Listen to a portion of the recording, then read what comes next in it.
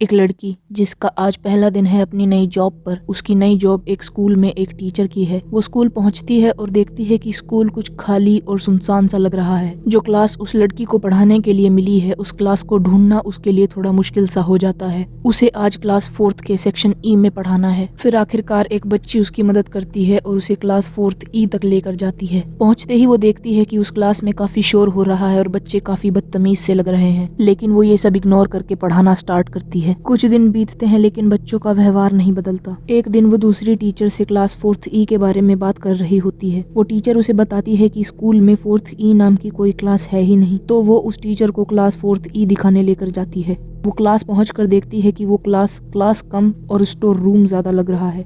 उस रूम को देखकर ऐसा लग रहा है कि वो सालों से बंद पड़ा है। इस लड़की का नाम है जेनिफर। कुछ दिन पहले का सीन दिखाते हैं जब उसका स्कूल टीचर की जॉब पर पहला दिन है और वो एक्साइटेड भी है और नर्वस भी। जब वो स्कूल पहुंचती है तो अचानक से बहुत तेज बरसात शुरू हो जाती है और वो स्कूल दूर से देखने में कुछ सुनसान और खाली सा लग रहा होता है। जेनिफर कुछ बच्चों से स्टाफ रूम का पता पूछने की कोशिश करती है, लेकिन वो बच्चे उसे इग्नोर कर देते हैं। फिर क्या, वो खुद स्टाफ रूम ढूंढने लगती है और उसे एक स्टूडेंट मिलती है जिसका नाम डॉन है। वो बच्ची बास्केटबॉल खेल रही होती है। जेनिफर डॉन को बताती है कि वो स्कूल में अभी अभी एक टीचर की जॉब पर अपॉइंट हुई है। तो डॉन उसे बताती है कि स्कूल में अभी लंच टाइम चल रहा है, इसीलिए सारे बच्चे बाहर हैं और स्कूल खाली सा लग रहा है। फिर वो उसे स्टाफ रूम तक लेकर जाती है और फिर वहाँ से चली जाती है। स्टाफ रूम में जेनिफर मिस कॉन्ग से मिलती है, जो स्कूल की स्टूडेंट ऑफिसर हैं। जब वो दोनों बात कर रहे होते हैं तो वहाँ प्रिंसिपल मिस वैंग आ जाती हैं। मिस वैंग जेनिफर को बताती हैं जो स्कूल की हिस्ट्री टीचर है वो कुछ महीनों के लिए छुट्टी पर गई हैं, तो उनकी क्लास अब कल से जेनिफर को लेनी पड़ेगी। जेनिफर मान जाती है। असल में जेनिफर जॉब इसलिए कर रही है क्योंकि उसका अभी अभी उसके बॉयफ्रेंड से ब्रेकअप हुआ है और वो उसे भुलाकर अब आगे बढ़ना चाहती है। फिर वो स्कूल से वापस घर चली जाती है क्योंकि उसकी क्लास कल से है। अगले दिन जब जेनिफर स्कूल जाती है तो देखती है कि पूरा स्टाफ रूम खाली पड़ा है और टेबल पर जेनिफर के लिए एक लेटर पड़ा है जो मिस कॉन्ग ने लिखा है, जिसमें उन्होंने ये लिखा है कि आज जेनिफर को क्लास 4th ई में पढ़ाना है।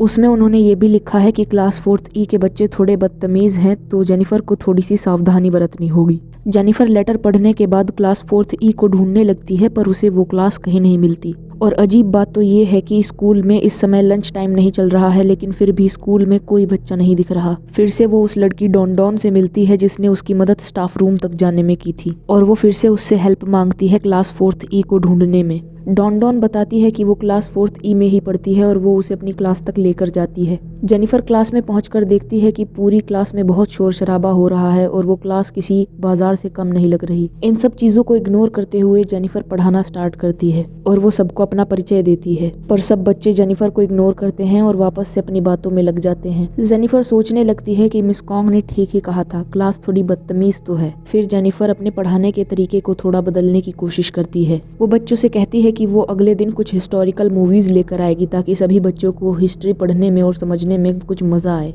पर उसकी बातों पर कोई ध्यान नहीं देता सिवाय डॉन के, बल्कि उस क्लास के कुछ बदतमीज लड़के जेनिफर पर कुछ अपमानजनक कमेंट्स भी पास करते हैं। पर जेनिफर अपने आप को शांत रखती है और किसी तरह क्लास को पूरा करती है। उस शाम जब जेनिफर मार्केट में घूम रही होती है तो वो देखती है कि उसकी क्लास की कुछ लड़कियां अडल्ट्री के धंधे में इन्वॉल्व्ड हैं। जेनिफर वहां आकर ये सब रोकने की कोशिश करती है। जेनिफर को देखते ही वहां से सब लड़कियां भागने लगती हैं। हालांकि उन लड़कियों में से जेनिफर एक लड़की को पकड़ लेती है जिसका नाम केरल है। वो केरल को वहीं पर एक सीरियस लेक्चर देती है, पर केरल उसको सॉरी बोलने के बजाय उसको कहती है कि उसे अपने काम से काम रखना चाहिए, और फिर वो वहां से चली जाती है। जेनिफर ये सब सोचते सोचते अपने घर पहुंचने वाली ही होती है, लेकिन बीच रास्ते में उसे उसका एक्स बॉयफ्रेंड चैंग मिल जाता है और वो उससे रिक्वेस्ट करने लगता है कि उसे एक लास्ट चांस दे दे। तो जेनिफर कहती है कि पिछले 3 सालों से वो उसे बदलने के लिए बहुत चांस दे चुकी है, लेकिन अब नहीं। लेकिन चैंग जमीन पर बैठकर उससे एक लास्ट चांस की भीख मांगने लगता है। पर तभी वहाँ पर जेनिफर के पापा इब्राहिम आ जाते हैं और वो अपनी बेटी को उससे दूर करते हैं। इब्राहिम कहता है कि अगर वो उसे उसकी बेटी के पास दोबारा दिखा तो वो पुलिस बुला लेगा।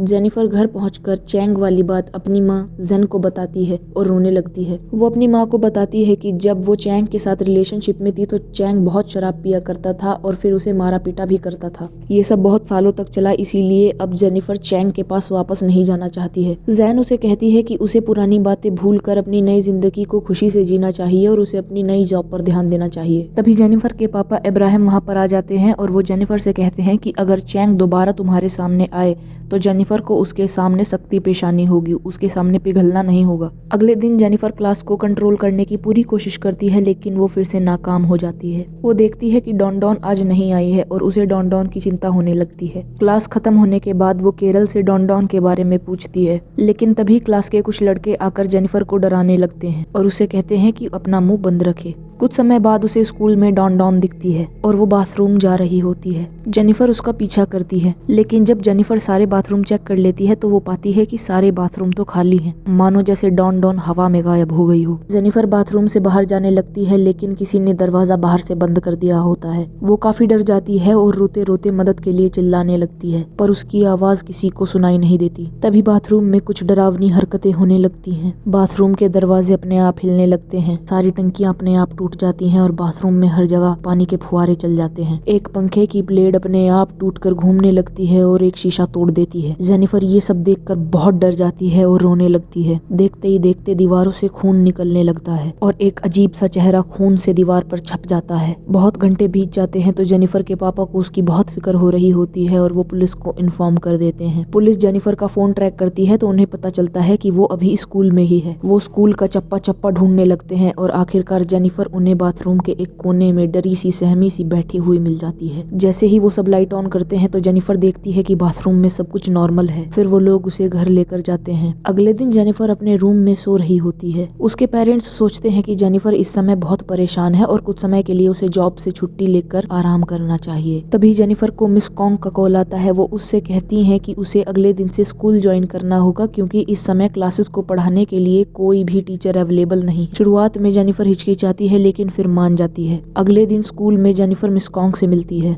वो मिस कॉन्ग से पूछती है कि क्लास 4th E का बर्ताव इतना अजीब सा क्यों है। ये बात सुनकर मिस कॉन्ग को काफी अजीब सा लगता है। वो जेनिफर को कहती हैं कि स्कूल में 4th E नाम की कोई क्लास है ही नहीं। जेनिफर को पढ़ाने के लिए कोई दूसरी क्लास दी गई थी, 4th E नहीं। जेनिफर को मिस कॉन्ग की बातों पर बिल्कुल विश्वास नहीं होता, क्योंकि वो क्लास 4th E के बच्चों से मिली है। तो जेनिफर मिस कॉन्ग को 4th E क्लास दिखाने लेकर के जाती है। वहाँ पहुंचकर जेनिफर चौंक जाती है, क्योंकि वो देखती है क्लास तो बिल्कुल खाली है और हर जगह धूल ही धूल है। उस रूम को देखकर ऐसा लग रहा है जैसे कि वो सालों से बंद पड़ा हो। ये देखकर जेनिफर बिल्कुल घबरा जाती है, लेकिन तभी वहाँ पर प्रिंसिपल वैंग आ जाती हैं। वो उसे बताती हैं कि स्कूल में 20 साल पहले 4th E नाम का क्लास हुआ करता था, जिसमें काफी बच्चे पढ़ते थे, लेकिन उनमें से एक बच्चे को बाकी सारे बच्चे काफी परेशान करते थे। एक दिन वो बच्चा परेशान होकर स्कूल में पेट्रोल का कनिस्टर ले आया और उसने पूरी क्लास में आग लगा दी, जिसमें लगभग 14 लोग मारे गए और उसमें 2 टीचर भी शामिल थे। उन टीचर ने बच्चों को बचाने की कोशिश में अपनी जान दे दी। उस इंसिडेंट के बाद क्लास 4th E को हमेशा के लिए कैंसिल कर दिया गया। ये सब सुनने के बाद जेनिफर को काफी सदमा लगता है और उसे ये नहीं समझ में आ रहा होता कि वो उन बच्चों को देख कैसे पा रही है। उसे शांत करने के लिए प्रिंसिपल उसे अगले दिन से क्लास 2nd A में पढ़ाने के लिए कहती हैं। वो उससे कहती हैं कि 2nd A स्कूल का सबसे अच्छा क्लास है। जब जेनिफर घर जा रही होती है तो उसे फिर से रास्ते में चैंग मिलता है और वो जेनिफर से रिक्वेस्ट करता है कि वो उसे एक लास्ट चांस दे दे, लेकिन जेनिफर उसे इग्नोर करती है और आगे बढ़ती है। रास्ते में उसे डॉन डॉन मिलती है, जिसके चेहरे पर काफी चोट के निशान हैं। पर इससे पहले कि जेनिफर उससे कुछ पूछ पाए, डॉन डॉन जेनिफर को एक चेतावनी देती है कि वो वापस उस स्कूल में कभी न जाए, और इतना कहकर वो वहाँ से भाग जाती है। जब वो घर पहुँचती है तो देखती है कि उसके पेरेंट्स और कुछ और लोग वहाँ पर उसके अच्छे स्वास्थ्य के लिए प्रेयर कर रहे हैं। अगले दिन जेनिफर डॉन डॉन की चेतावनी को इग्नोर करते हुए स्कूल जाती है। स्कूल पहुँचने के बाद जब वो अपनी नई क्लास 2nd A में जाती है तो वो पाती है कि उस क्लास में वही बच्चे हैं जो 4th E में थे, जो कि 20 साल पहले मर चुके हैं। जेनिफर डर के भागने की कोशिश करती है, लेकिन कुछ लड़के उसका रास्ता रोक लेते हैं और उसे पढ़ाने को कहते हैं।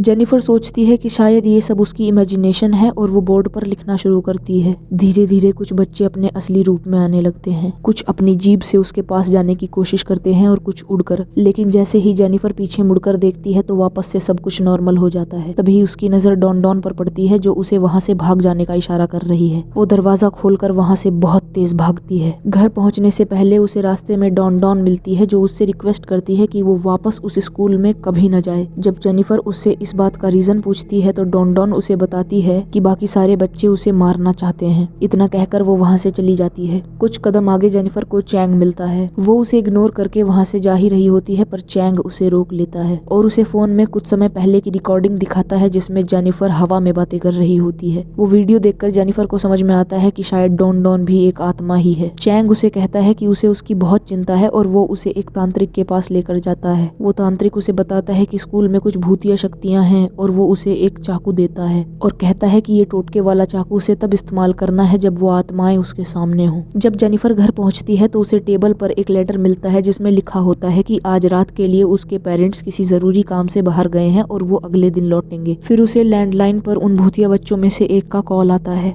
वो बच्चा जेनिफर से कहता है कि वो कहीं नहीं भाग सकती, वो उसे हर जगह ढूंढ लेंगे। जेनिफर ये सुनकर घबराकर कॉल काट देती है, लेकिन फिर उसके मोबाइल पर कॉल आती है और वो आत्मा उसे कहती है कि जेनिफर को लेने के लिए कोई आ रहा है। अचानक से लाइट्स में फ्लिकरिंग होने लगती है और फोन में से कोई अजीब सी चीज बाहर निकलने लगती है। ये देखकर जेनिफर वो टोटके वाला चाकू अपने फोन में घुसा देती है और सब कुछ नॉर्मल हो जाता है। अगली सुबह जेनिफर के पड़ोसी के फोन पर उसकी माँ का कॉल आता है क्योंकि जेनिफर का फोन तो टूट चुका है। उसकी माँ उसे कहती है कि वो उसके स्कूल पहुंच चुकी है और उसकी क्लास 4th ई के 2 बच्चे उसे वहां पर मिले हैं। कैरल उसकी माँ से फोन ले लेती है और जेनिफर को तुरंत स्कूल आने को कहती है अगर उसे उसकी माँ को बचाना है तो। जेनिफर ये सुनकर तुरंत स्कूल भागती है और वो ये देखती है कि उन्होंने उसकी माँ को खिड़की पर खड़ा किया हुआ है। कैरल जेनिफर से पूछती है कि वो अपनी माँ को बचाना चाहेगी या अपने आप को, और जेनिफर चिल्लाती है दोनों को। और तभी वो टोटके वाला चाकू निकाल लेती है जिससे एक बहुत तेज रोशनी निकलती है जो सभी आत्माओं की आंखों में चुभती है। और तभी एक लड़का जेन को धक्का दे देता है। जेन खिड़की से कूदकर मर जाती है।